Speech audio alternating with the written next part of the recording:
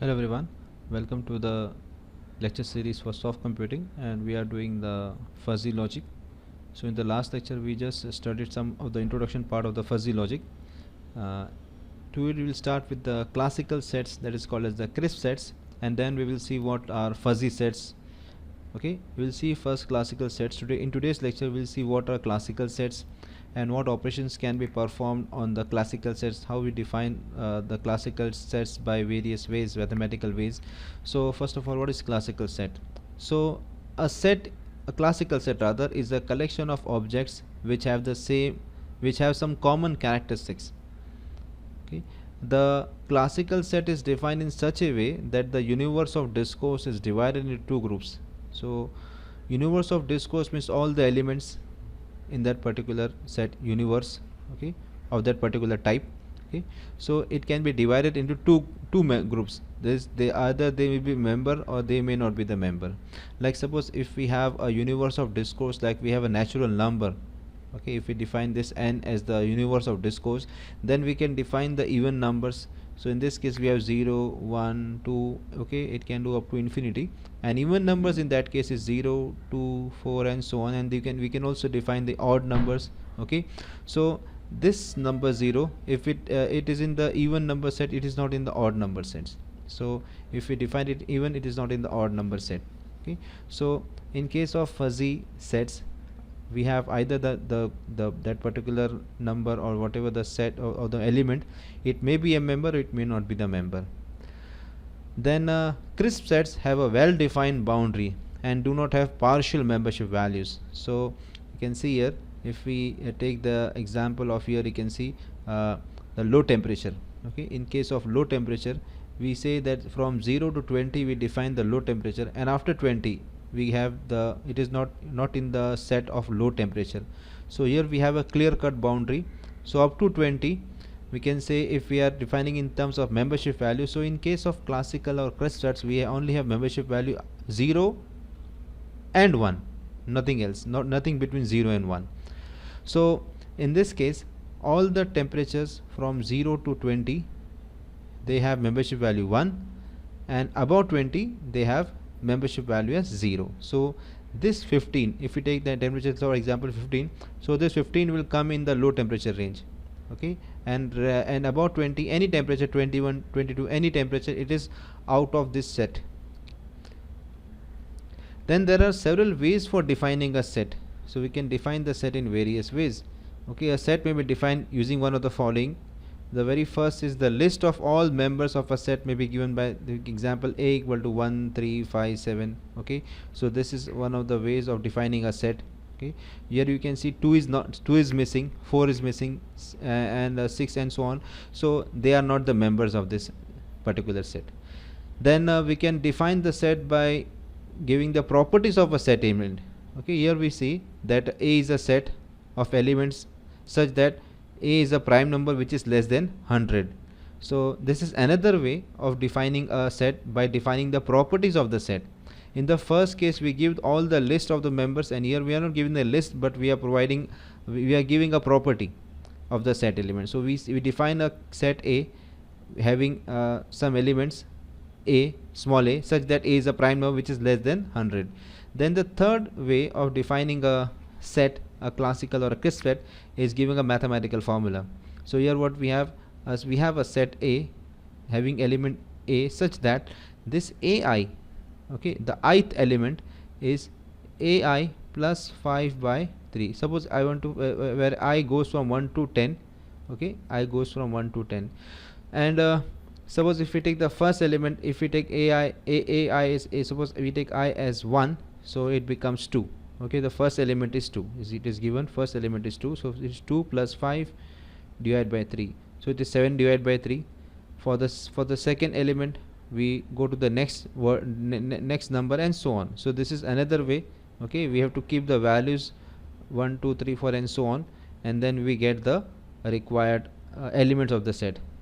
Then the fourth way of defining the set is by specifying is based on the result of a logical operation.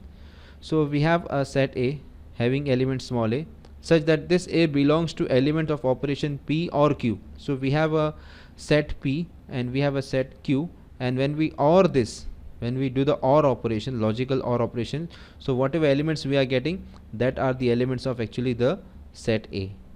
Then the fifth way of defining the classical or the crisp set is that the membership value would be, for a crisp set, the membership value will be either 0 or 1, as we know. 0 value, if it is assigned, it indicates that the element does not belong to the set, and if it is 1, it belongs to the set.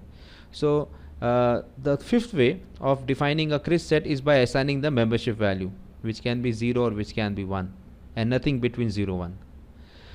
Now after defining the classical set, let us see what operations we can perform on the classical set. Okay, the very first is the union operation, which is also called as a logical OR operation. Okay, suppose if we have two classical sets A and B, then the union operation of this is given by A union B. It gives element A such that X belongs to A or X belongs to B. So this union operation will give the result, will give those elements which belong to A as well as which also belong to B. Okay, so here OR is given. So like suppose if we have, this is A and this is suppose B. Okay, so the union, which is this colored part is the union. So whatever is in A, whatever is in B, and whatever is common with them, everything comes in this union. Okay, so here we have, this is the entire, this is what we have. Okay, the union operation. Then in case of intersection, so intersection is also called as logical AND. So suppose we have two classical sets A and B, then the intersection is given by, defined by this symbol A intersection B, and it gives the element A such that the element is in A and it is in B also. So the elements which are common in A and B both. So you can say this part. Okay, this part is the intersection part. Okay, this is what we get, the intersection, which is actually equal to the logical AND operation. Then the complement operation. Okay, complements in logical NOT. Now suppose we have a classical set A, then the complement of A is given by A bar, which is which gives the set which gives the element A such that X does not belongs to A. Okay, so in this case, suppose we have, this is the universal set, and if this part, the circle is A, then everything apart from A is A bar. Okay, everything apart from, okay, other than, everything other than A is A bar. So this is A bar. So this is how the complement operation is done. Then the difference operation, which is arithmetic subtraction. Suppose we have a classical set, we have two classical sets, not A, we have classical sets A and set B. Then difference operation is denoted by A and a bar B, or A minus B, such that we have element A such that X belongs to A and X does not belongs to B. Okay, or we can write it in this way also, A minus B is A minus A intersection B. Okay, similarly if we want to write for B minus A, so B minus is B bar A or B minus A such that X, element X belongs to B but X does not belongs to A. Graphically we can say this. So A minus B is everything is A but which is not in B. Okay, and here B minus A is everything in B but which is not in A. So this is how we give the graphical diagram of A minus B and B minus A. Then some of the properties of classical set. So we see commutativity. So A union B is same as B union A. Okay, so whether we take the union of A or union of B, we get the same thing. A union B or B union, we get the same answer. Similarly is for the intersection part. A intersection B is same as B intersection A. Then we have the associativity. So A union and B union C. So if we take B union C first and then take it with A, it is same as A. We take A union B first and then take the union with C. Okay. Similarly for A intersection B intersection C and A intersection B intersection C. This is the same. Then distributivity. So in this case, as we see, A intersection B union C. So this says that first we have to take the union of B with C, and then whatever result we are getting, we have to take the intersection with A. And if we open up the bracket, this is what we get. So A intersection B we take first, then A intersection C, whatever we are getting, then take the union of these two. Similarly we have this. So here we see this is actually distributed. Okay, okay, this intersection is distributed. We say union is distributed amongst these two terms. Okay, Then properties, some more properties, idempotency. Now what is idempotency? So A union A, if you take A union A, we get A itself, and A intersection A is also A. Okay, this is the idempotency property. Then transitivity. So if we have A is a subset of B and B is a subset of A, then A is a subset of C. Actually, this should not be A is a subset of C. Okay, so what we have, A is a subset of B and B is a subset of C, then A is a subset of C. So this is how we represent A is a subset of B, B is a subset of C, then we have this. So this is like, if A is a subset of B and B is subset of C, then we have A is a subset of C. Then identity property. So we are doing this property with classical set. We will doing with this for also the fuzzy sets also. So identity. So if phi is a null set is a set which has no element in it. Okay, it is empty set. And suppose X is a universal set, then A union phi. Okay, so phi is a null set, so A union phi is A itself, and A intersection phi. Okay, A intersection phi is phi itself, because A has something and phi is nothing. Okay, so there is nothing common because the phi has nothing, so there is nothing can be common between A and phi, so we get this is as phi. Okay, this is what we get as phi. Then A union X, where X is a universal set, we get it as X. Okay, so A union X, so whatever which is in X, whatever which is in A will be will get, so that is actually X. Okay, because X is a universal set. Okay, so it contains all the elements, and A is just a subset of X. So whatever is in A is whatever is in X is also in A. So because X is already there, so X will come. Now if you take the intersection means what? Whatever is common between A and X. So suppose if we have this, okay, this is suppose X and suppose this is A. So if you take the intersection, what we get is this A is, we'll get A. Okay, then involution, which is also called as double negation. So if we do the negation of A twice, we get A itself. Then properties of some more properties. So law of excluded middle, what does it say? That A union A bar is X. Okay, so A and union A bar, so A bar is everything apart from A, so when we combine them, A and everything apart from A, we get the universal set. Of course we will get a universal set. Then A intersection A bar, because nothing is common between them. If we take A and if we take A bar, so A and A bar, they have nothing in common, so when we take the intersection, we get phi, we get nothing, that is phi. That is, phi is a null set.